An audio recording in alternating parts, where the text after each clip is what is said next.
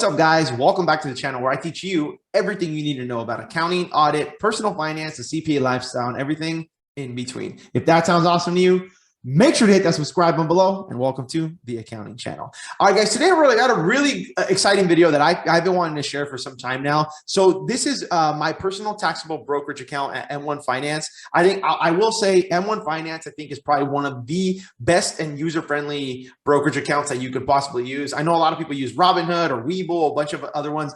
I think M1 Finance is great for the beginning investor and also for maybe if you're a little more experienced. And what I want to do today and what I'm going to continue to do pretty much every single month from here until I'm no longer on YouTube is I'm going to share this. I'm going to share my journey and my progress with this account. And I'm going to kind of walk you guys through where it's at right now and what my plan is for this next year, regardless of how the market is. I know a bunch of crazy stuff is going on right now, but I don't really care about that. I'm thinking 10, 20, 15 years down the line. So, but before I get into the actual amounts, and obviously you guys can see here, there's $48,000 in this account at the moment.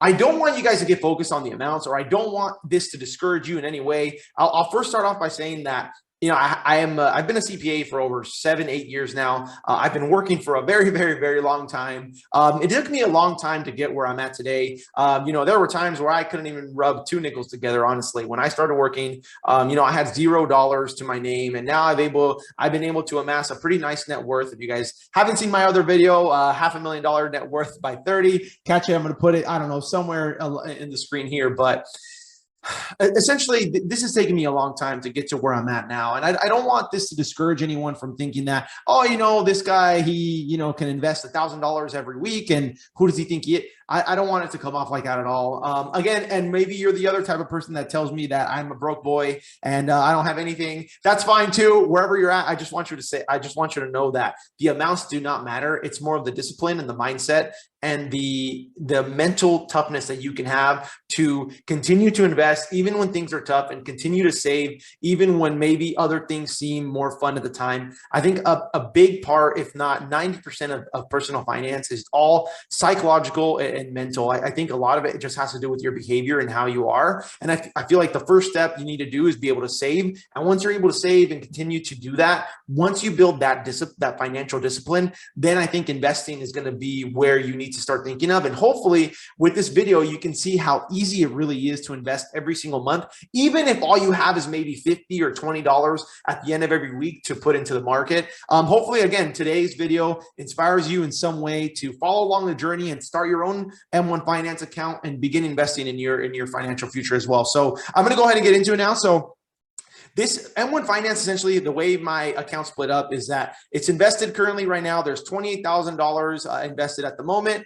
There's $20,000 in my checking account that I'll open up right now. There's $20,000 cash liquid that I can pull out anytime. And the interest rate right now is paying 1.3%. So I do park $20,000 of cash into M1 Finance. I do have the owner's rewards card. I will get into the point of credit cards later, but essentially what's really cool about M1 Finance that I'll go over right now too is their transfer rules. So I'm gonna go ahead and let me zoom in a little bit here. So their transfer rules. So if you click here, what's awesome and where I think is the biggest benefit to using this is that I'm going to move myself there. So what I do and what I'm going to be doing every single week is I'm going to be investing $1,100 every Monday, come rain or shine. I don't care if the market's up, the market's down, or they say the world's going to end. I'm going to be investing this every single Monday, come rain or shine. But again, maybe, $1,100 is a lot for you, or maybe it's not a lot for you, but maybe it's like, what the hell? How's this guy investing $1,100 once a week? All you need to do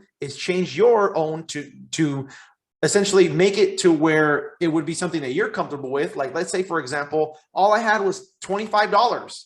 Every Monday, I want to invest $25 into the market for the next year. If that's all I had, look, it's this easy. And that's it. And now every week, if you guys can see here, I will go back to it. Every week, let's see if we edit this from wherever your bank account is. Once you set up your M1 Finance account, you're going to tell it to pull from a certain account to your brokerage account, and your amount, again, $25. And let's say maybe I can only do that bi-weekly or monthly, or you can choose any frequency you want or any frequency you're comfortable with.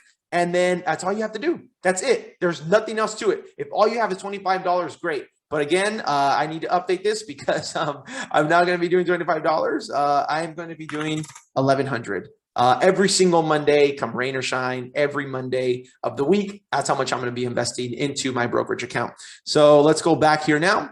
So again, so this 28,000 is obviously made up of a certain of different type of investments. So in here, that's so weird. Why did it say 25,000? Oh, maybe that's the cost basis of it. Yeah, obviously it's taken a little bit of a hit since the market's been kind of down. All right, move myself down here. Cool. So right now we currently have 3,900 of buying power. That's cash in this account at the moment, other than my checking account that we just went over earlier. Right now it's $24,000 in this account. And what's really, really cool about M1 Finance is where I think that it blows everyone else out of the water. You essentially set up your account, and then you start having what they call pies.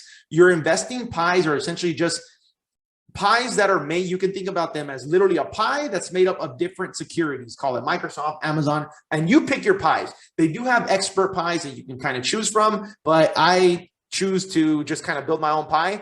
And so what I'm going to be doing every single Monday is I'm going to be investing $1,000 into my Vanguard ETF pie. And when we click on this pie, you guys are going to see that this pie literally is only invested in one ETF. That's the Vanguard Total Stock Market ETF.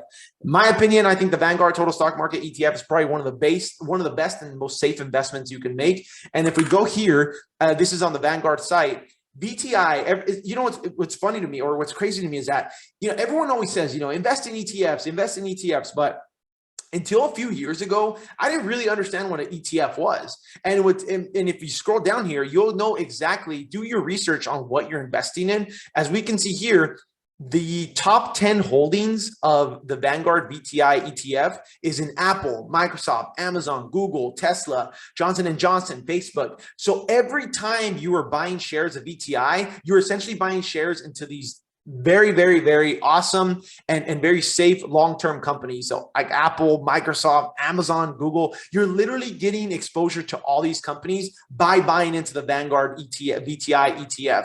And as we scroll up here, the Vanguard VTI ETF has 4,100 stocks that you're investing in. You're essentially getting a piece of the entire US stock market every time you invest in VTI. And if we keep scrolling up here, over a 10-year term, it's giving you a 12% return over 10 years. That's just awesome. I mean, yeah, very few investments I think can compete with this.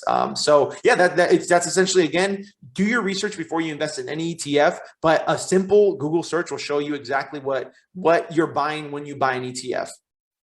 So every single Monday, I'm going to be investing $1,000 into this pie, my Vanguard ETF pie, which is essentially composed of one ETF, which is VTI.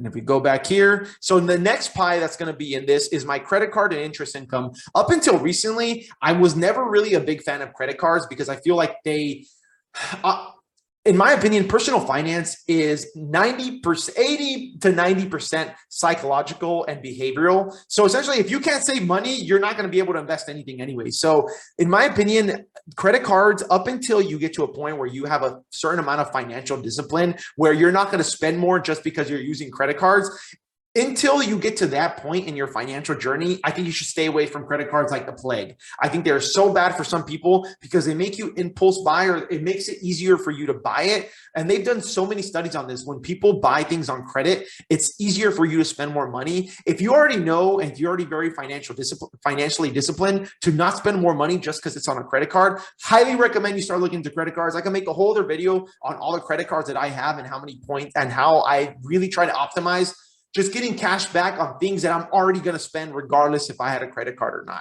So what I'm going to be doing for this pie, my credit card and interest income pie, is that I'm going to be buying into the VOO. I'm going to be buying into VOO, the Vanguard S&P 500 ETF. And if we scroll here to the Vanguard site, VOO is very, very, very similar to VTI, just it differs in certain aspects. Again, the top 10 holdings of VOO, just like we went through in VTI, Apple, Microsoft, Amazon, Tesla, pretty much the same top 10 holdings, but VOO is only invested in the top 500 in 505 stocks, which are pretty much the biggest 500 companies in the S&P 500. So That's where I feel like VTI gives you more exposure to the overall market. Again, 2 great ETFs. Do your research, whatever fits you better or whatever you're more comfortable investing in. Do that one, or whatever you personally want to invest in. And again, even if we look at the 10-year return, 12%, very, very similar to the Vanguard VTI ETF. And I think the expense ratio is almost the same. It's 0.03%, and they have the same expense ratio. So yeah, they're both great ETFs. But I'm going to be investing all my interest income from my cash that I earn at Ally and M1 Finance and my credit card points all into the VU, the Vanguard S&P 500 ETF every single month. As we can see here, let's even go to my activity. I think I just invested, $50. So I got $50 in credit card points this month, and I invested that all back into VU. So that's what I'm going to be doing every single month. Again, I don't care what the market does. That's what I'm going to be doing every single either Monday or every time I get my credit card points or my interest income on my cash. Okay, this is where the portfolio maybe gets a little bit more interesting. So this is my buy and hold pie. So all that's in here is $258. Again, not that much, but again, the amounts do not matter. It's more the principles that I'm going to be instilling. So not that I've never been a big fan, but until recently, I got into buying individual stocks. I don't have any in my brokerage, in my retirement accounts. Those are all ETFs. But ever since I did buy this book, The Intelligent Investor, which I am so excited to get through and finish reading. I feel like I've been auditing financial statements for so long now, and I feel like it's like a hobby of mine. And just being able to buy shares into certain companies that I believe in for the long term, that I kind of want to take part in, I think it makes it a little bit more interesting for me personally. Again, you don't have to invest in individual companies. And for the most part, I don't recommend people do that because it does take time to research a company. And looking at financial statements can be something that maybe, all of you on this channel for sure definitely understand at some point, but for a lot of people, they don't. So again, I think investing in individual companies does have more of its risk. And, especially nowadays, people want to invest in, I don't know, Tesla and the Bitcoins and all these super things where everyone wants to get rich tomorrow. I think that's such a bad approach to take, in my opinion. I think if you're investing in a company for the long term and you believe in the fundamentals and the financials make sense, I think it's something great for you to do. So I'm going to be doing $100 into Costco every single Monday. Again, come rain or shine. I personally believe the company is a great company. I personally use Costco. Their customer service is great. I think they have so much growth opportunity in their e-commerce and online, because right now, if you guys have shopped online at Costco, it totally sucks. And because it sucks, I think there's a lot of opportunity for growth. Internationally also, I just think the company has I don't know, Charlie Munger is a huge fan of this company.